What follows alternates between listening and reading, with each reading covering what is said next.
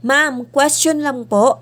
Halimbawa po, October po manganganak ang asawa ko. Kaso wala pong hulog. Ngayong April lang po ako magsisimula ng hulog. Pwede ko po bang bayaran yung previous month para mabuo ko po yung 6 months? Hi Bev! For today's video, sasagutin natin yung question ni Sir Chris. Bev, kung ang EDD ng asawa mo ay October 2024 at para malaman kung siya ay qualified sa maternity benefits, i-exclude natin yung semester of contingency niya na mula July 2024 to December 2024.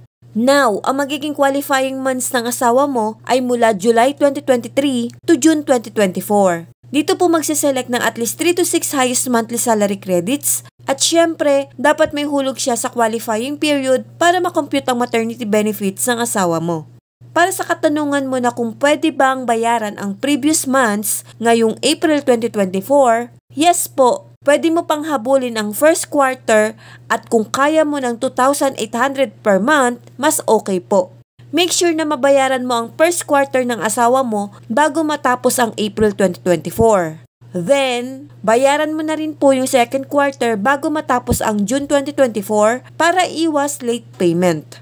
Beb, kapag nakapaghulog ka ng 2,800 per month mula January 2024 to June 2024 at pasok ang payment mo sa qualifying period, possible na 70,000 ang pwedeng ma-avail ng asawa mo sa maternity benefits. Sana'y nasagot ko ang iyong katanungan. Thank you and God bless. Follow for more.